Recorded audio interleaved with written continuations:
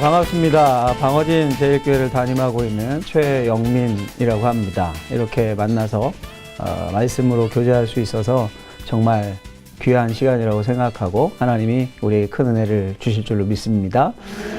제가 이 성경 공부 시간에 다룰 내용은 성경의 큰 그림이 어떤가, 성경의 큰 그림이란 주제로 강의를 나눠보려고 합니다. 첫째는 성경의 큰 그림 중에서 창조에 대해서 생각해 볼 텐데, 왜 성경의 큰 그림이 중요하고 우리가 알아야 하냐면, 한번 이 사진을 한번 보시겠습니까?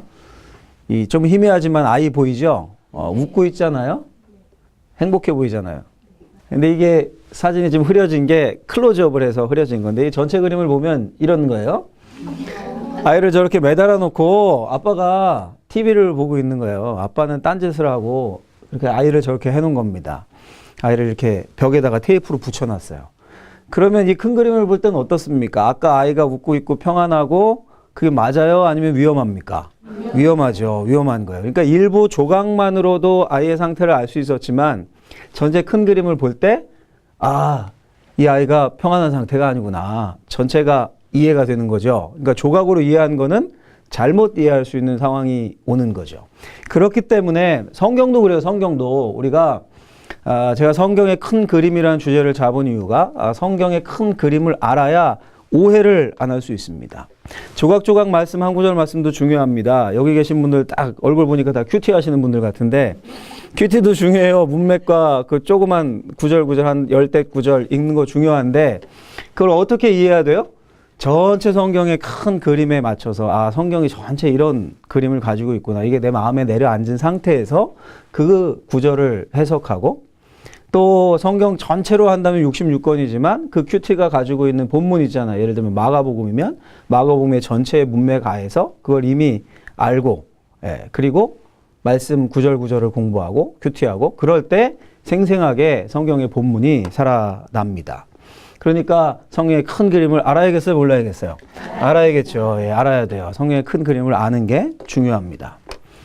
성경의 묵상을 하는데 우울증인 사람인 거예요. 우울증 사람은 자꾸 뭐가 땅바닥에서 부른다 그래요. 자살하라고. 그래서 성경을 묵상한다고 폈는데 이런 말씀이 나왔어요. 마태복음에. 유다가 은 30을 성소에 던져놓고 가서 목매달아 죽으니라. 딱 묵상하고 맞다 나에게 주신 말씀입니다. 바닥에서 날 자꾸 부른다. 뛰어내려요. 맞는 해석입니까? 아니잖아요. 그게 아니잖아요. 그렇죠? 그러니까 전체 그림에서 볼 때 성경 딱 폈는데 내가 하는 일 속히 해라. 그래서 바로 그냥 뛰어내리고 이런 해석은 안 되는 거예요. 근데 우리의 큐티가 우리가 성경을 공부하고 묵상하고 한다 할 때 그런 경우들이 많아요. 그냥 구절을 다 자기 마음대로 해석을 해가지고 나한테 적용하는 거예요. 우울증인 환자가 자살 구절 보고 유다 자살한 거 보고 자살하듯이 그렇게 적용을 하는 겁니다. 그렇게 되면 안 되겠죠. 그러니까 큰 그림을 알고 구절을 읽고 묵상을 하고 또 그렇게 할 때 성경이 능력으로 다가오고 또 성경을 통하여서 변화가 일어나고 이렇게 할 수 있습니다. 성경의 사람이 된다라는 말이 있어요. 우리가 성경의 사람이 되어야 된다라는 말이 있는데, 성경의 사람이 된다는 건 이걸 바꿔 말하면 참 그리스도인이 되어야 된다 이런 의미잖아요. 참 그리스도인이 되어야 된다. 모든 걸 성경의 관점에서 성경이 말하는 바대로 보고 행동하고 이래야 된다는 말인데, 그러니까 중생의 관점으로, 하늘의 관점으로 이렇게 해야 된다는 건데, 이걸 어려운 말로 하면 이런 말 해요. 세계관이다. 한 번쯤은 들어보셨을 겁니다. 영어로 하면 월드뷰라고 세계관이다. 이게 무슨 뜻이냐면 이 세계를 바라보는 눈과 관점이 있다는 겁니다. 내가 세계를 바라보고 내 삶을 바라보고 해석하고 이런 눈과 관점과 틀이 있다는 거예요. 이걸 세계관이라고 합니다. 누구나 다 가지고 있습니다. 어릴 적부터 유교적 가문, 유교적 세계관에서 자란 사람들은 어때요? 제사 안 드리면 어떻게 됩니까? 큰일 나는 줄 알죠. 여기 남편분들 중에도 그런 분이 있을 수 있어요. 제사 안 드리면 큰일 나는 줄 알고 삼강오륜 굉장히 중시 여기고 남편 말이 어디 이렇게 가부장적이고 이게 이제 그 세계관을 먹고 자란 사람들이죠. 그리고 그 세계관의 틀에서 자신의 삶의 모든 것들을 결정하고 하는 거예요. 그렇게 합니다. 근데 우리가 예수 믿는다는 건 뭡니까?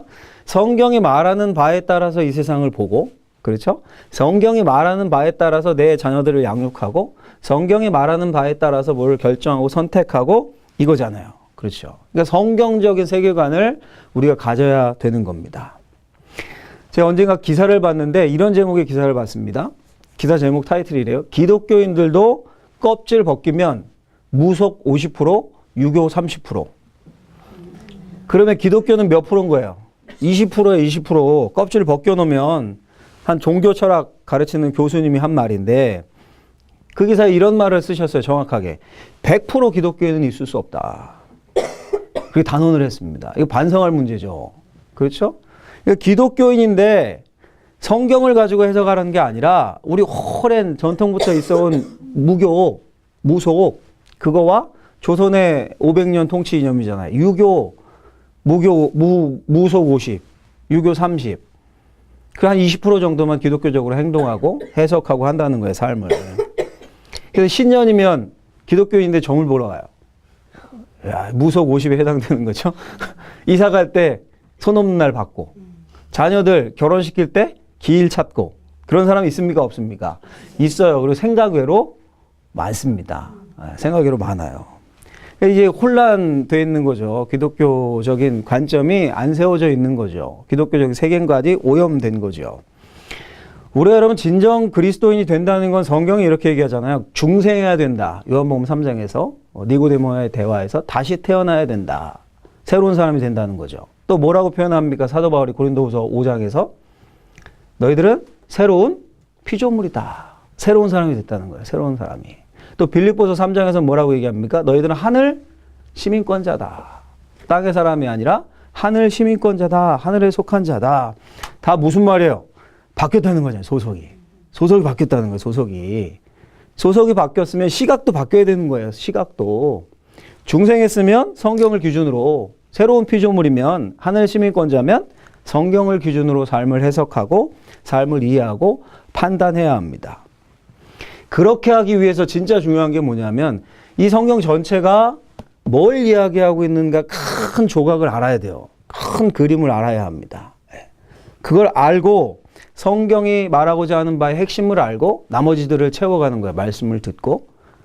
마치 집에 뼈대를 다 먼저 짓고 거기에 필요한 것들을 채우고 인테리어를 하고 이렇듯이 성경의 전체의 뼈대를 알고 큐티도 그 아래에서 많은 성경 공부들도 채워가고 그럴 때 집이 세워지는 거예요. 성경적인 세계관, 성경적인 집이. 그래서 오늘은 우리가 창조에 대해서 살펴볼 거다라고 말씀을 드렸는데 그럼 성경 전체의 그 요약이 뭐냐, 앞으로 몇 주간 살펴볼 요약이 뭐냐 하면 그림으로 한번 표현해 봤습니다. 첫째는 무슨 이야기가 나와요? 창조 이야기. 성경 열자마자 창조 이야기가 나옵니다. 하나님이 6일간 만물을 창조하신 이야기가 나오죠. 정점으로 이제 인간의 창조가 나오죠. 생육하고 번성하고 충만하고 다스려라. 이 창조 이야기. 그 다음에 나오는 이야기가 뭡니까? 타락 이야기가 나와요. 타락 이야기. 우리가 창조 이야기는 많이 아는데 타락 이야기를 좀 무시하는 경향이 있는데 성경은 그렇지 않습니다.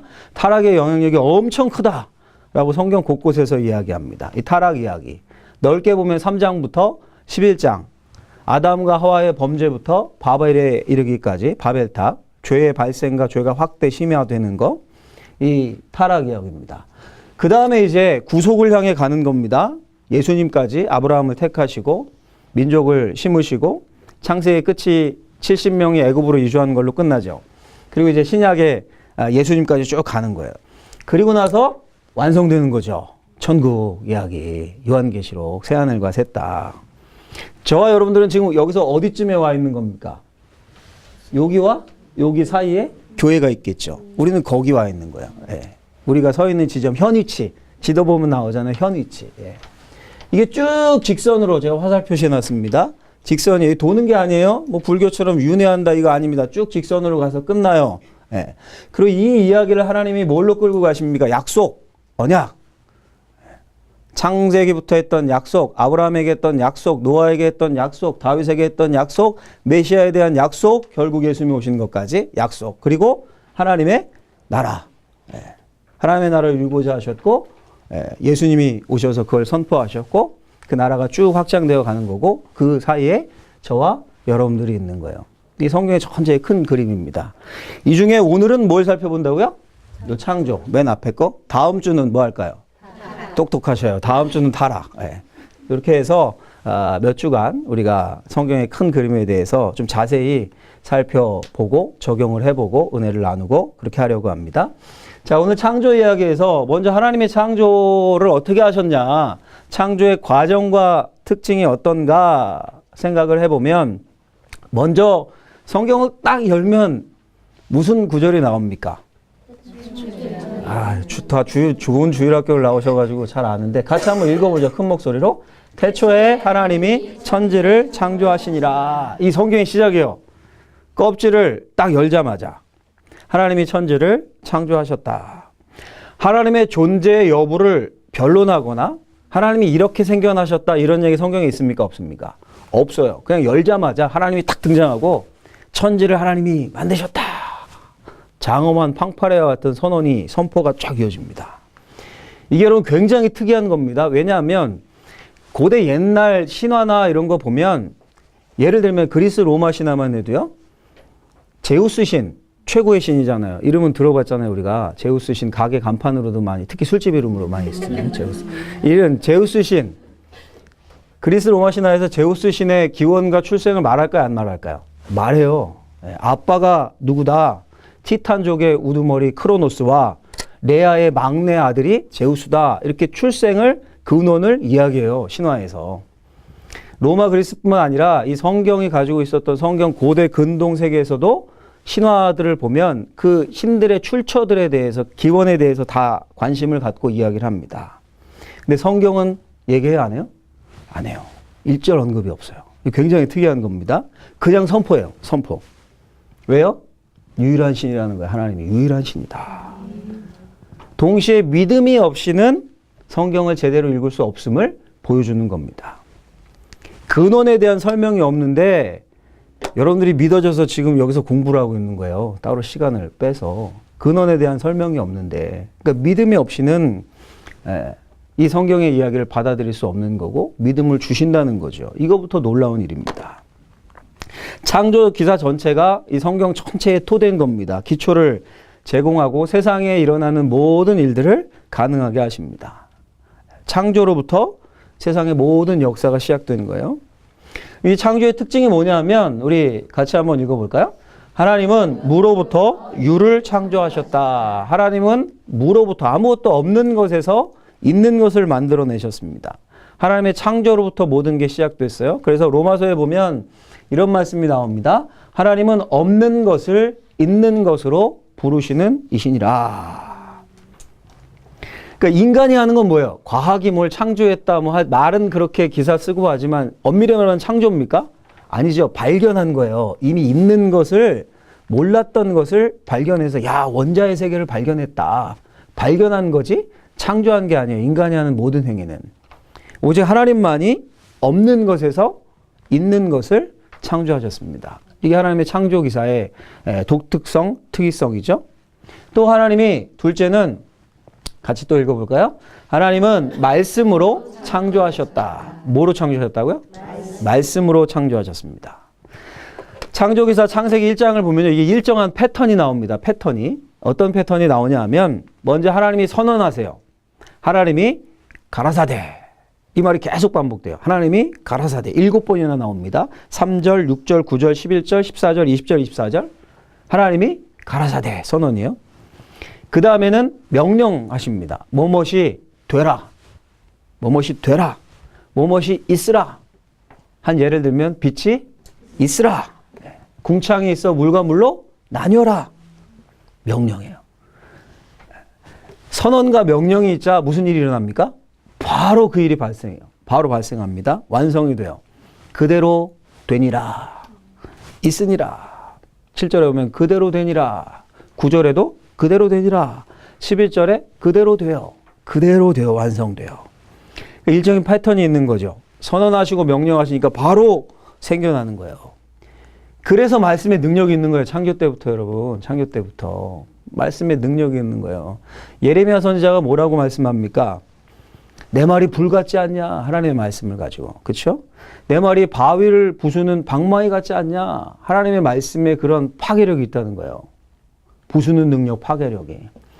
또 히브리서 기자는 뭐라고 얘기합니까? 우리 잘 알잖아요. 하나님의 말씀은 살아있고 운동력이 있어서, 그렇죠? 활력이 있어서 좌우에 어떤 날이 선 검보다 날카로워서 우리의 영과 혼과 관전과 골수를 찔러 쪼개기까지 하다. 이건 무슨 의미예요? 치료의 이미지잖아요. 날선 칼, 메스, 의사의 메스를 이렇게 상상력을 동원해서 말씀하는 거잖아요. 영과 혼과 관절과 골수 찔러 쪼갠다. 수술하는 이미지잖아요.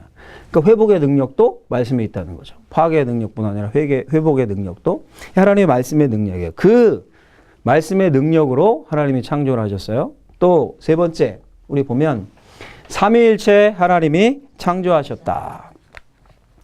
삼위일체 하나님이 창조하셨습니다. 요한복음 1장 1절 잘 아시죠? 우리 같이 한번 읽어볼까요? 태초에 말씀이 계시니라. 이 말씀이 하나님과 함께 계셨으니 이 말씀은 곧 하나님이시니라. 만물이 그로 말미암아 지은 바 되었으니 지은 것이 하나도 그가 없이는 된 것이 없느니라. 태초에 말씀이 있으니라. 여기서 말씀 누굽니까? 하나님 중에 삼위일체 하나님 중에 누굴까요? 너무 어려운 걸 물어봤나요? 성자 예수님. 태초에 말씀이 있으니라. 그러니까 태초부터 누가 같이 있었다는 거예요? 성자 예수님이. 요한복음의 비세에 보면 말씀으로 창조의 의미가 성육신 하시기 전에 성자 로고스께서 그 창조에 동참하고 계셨다는 거예요. 창조의 중보자 역할을 하고 계셨다는 겁니다. 성부 하나님만 하신 게 아니에요. 이렇게 성자께서 동참하셨어요. 성령 하나님도 동참하셨어요.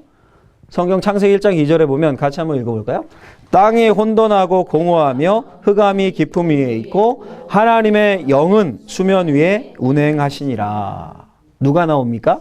하나님의 영, 성령 하나님이 나와요. 수면에 운행했다. 이게 무슨 표현이냐 하면 마치 어미새가, 독수리 같은 어미새가 그 아기 새끼새를 돌보기 위해서 위험하지 않게 하늘에서 빙빙 돌고 있는 그 이미지, 아니면 어미 닭이 알을 품에 품고 이리저리 굴리고 이게 품고 보호하고 있는, 꽉 잡고 있는 이미지, 그게 운행하시니라라는 말의 의미예요. 무슨 말입니까? 성령 하나님이 창조 세계를 꽉 품에 안고 이리 뒹굴 저리 뒹굴 굴리고 계셨다는 거예요. 보호하고 계셨다는 겁니다. 그 창조를 성삼일체 하나님이 함께 이루신 거예요. 네, 이게 특징입니다. 그리고 네 번째, 같이 한번 읽어보죠. 하나님이 질서 있게 창조하셨다. 이게 굉장히 중요한 거예요. 하나님이 어떻게 창조하셨다고요? 질서 있게. 네. 하나님의 창조는 무질서에서 질서를 부여하신 겁니다. 질서 있게 창조하셨어요. 여기다 똑똑하시니까 주일학교 좋은 데 나오셨으니까 첫째 날부터 여섯째 날까지 하나님이 이렇게 창조하셨어요. 첫째 날은 뭐 하셨습니까? 빛과 어둠, 빛이 있으라. 둘째 날 물과 하늘, 궁창이 나뉘어라. 공간을 만드신 거죠. 셋째 날 땅과 바다, 땅과 바다를 분리하신 거예요. 그리고 채소, 나무 두시고, 넷째 날은 뭐 하셨어요? 빛을 발하는 것들, 해, 달, 별들, 광명체들. 그러니까 첫째 날 나눈 곳에 하나님이 채워 넣으신 거예요. 거기 공간에. 데코레이션을 하신 거예요. 그렇죠? 둘째 날 물과 하늘 위의 물과 하늘 아래의 물, 공간을 나눈 거거든요. 공간을 채워 넣으신 거예요. 새들 같은 거 채워 넣으시고, 물에 생명 채워 넣으시고, 셋째 날 땅과 바다, 육지와 바다를 나누셨습니다. 그리고 또 뭐 하신 겁니까? 채워 넣으셨어요. 짐승들을 그 위에 두시고, 마지막 정점으로 누구를 둔 거예요? 인간을 그 위에 두신 거예요. 그리고 일곱째 날 안식하셨다. 질서가 있어 보입니까? 없어 보입니까? 있어 보이죠. 질서 있게 마치 집을 세우듯이 처음에는 틀을 딱 짜시고 첫째, 둘째, 셋째 날 틀을 짜시고 넷째 날부터 채워 넣으신 거예요. 여섯째 날까지. 그러니까 질서 있게 창조하신 겁니다. 이 창조 질서가 굉장히 중요하죠. 이렇게 창세기에 굉장히 창세기 1장 2장에 많은 내용들을 담고 있는 겁니다. 창조기사에. 자, 또 하나, 우리 다섯 번째 같이 한번 읽어보죠. 하나님이 그 종류대로 창조하셨다. 어떻게 창조하셨다고요? 종류대로 하셨다. 성경 구절을 한번 읽어보면 같이 읽어볼까요? 하나님이 이르시되 땅은 풀과 심에 있는 채소와 각기 종류대로 씨 가진 열매 맺는 나무를 내라 하시니 그대로 되어 땅이 풀과 각기 종류대로 씨 맺는 채소와 각기 종류대로 씨 가진 열매 맺는 나무를 내니 하나님이 보시기에 좋았더라. 반복돼서 나오는 말이 뭡니까? 각기 종류대로 채소들, 열매들, 나무들을 종류대로 두셨다는 거예요. 짐승들도 그런 말씀이 나와요. 같이 한번 또 읽어보죠. 하나님이 큰 바다 짐승들과 물에서 번성하여 움직이는 모든 생물을 그 종류대로, 날개 있는 모든 새를 그 종류대로 창조하시니 하나님이 보시기에 좋았더라. 짐승과 새들도 어떻게 창조하셨다 그래요? 종류대로 창조하셨다는 겁니다. 그러니 창조 기사의 눈으로 본다면 종과 종류 간의 차이가 분명히 있습니까? 없습니까? 있는 거예요. 개는 개종으로, 원숭이는 원숭이 종으로, 포유류는 포유류로 각각 창조하신 거예요, 하나님이. 그러니까 어느 날 어류였던 물고기가 물에서 기어나가지고 다리가 생기고 그래서 포유류가 되었다. 가능해요, 불가능해요? 불가능한 거예요, 창조기사에 따르면. 원숭이가 인간이 되었다. 가능해요, 불가능해요? 불가능해요. 종 간의 차이를 두셨어요. 차이를. 진화나 뭐 이런 퇴화 이런 건 그 종류 안에서 자기 환경과 변화에 적응하기 위해서는 가능할 거예요. 예를 들면 인간도 에스키모인들 이런 사람들은 뭐 몽골 사람들 이런 사람들은 시력이 3.0 막 이렇다 그러잖아요. 3.0, 4.0 막 이렇대잖아요. 그 환경에 맞게 그렇게 발달을 한 거죠. 근데 원숭이가 인간이 되는 건 돼야 안 돼요? 안 되는 거죠. 성경에 따르면. 이 창조기사에 다 나와, 이런 게. 그렇죠? 개와 원숭이가 같을 수 없고. 또 유일하게 인간만 창조기사를 보면 어떻게 만듭니까? 종류대로 만든 게 아니라 하나님의 형상에 따라 만들잖아요. 인간을 다른 피조물과 확실한 차이를 두고 만드십니다. 말씀으로 만드시는 게 아니라 서로 의논하세요. 삼위일체 하나님이. 우리가 우리의 형상을 따라 모양을 만들고 우리가 사람을 만들자. 서로 의논하세요. 그리고 재료도 사용하세요. 인간은 흙으로. 목적도 두십니다. 모든 만물을 다스리게 하자. 그러니 다른 피조물들과 같아요? 안 같아요?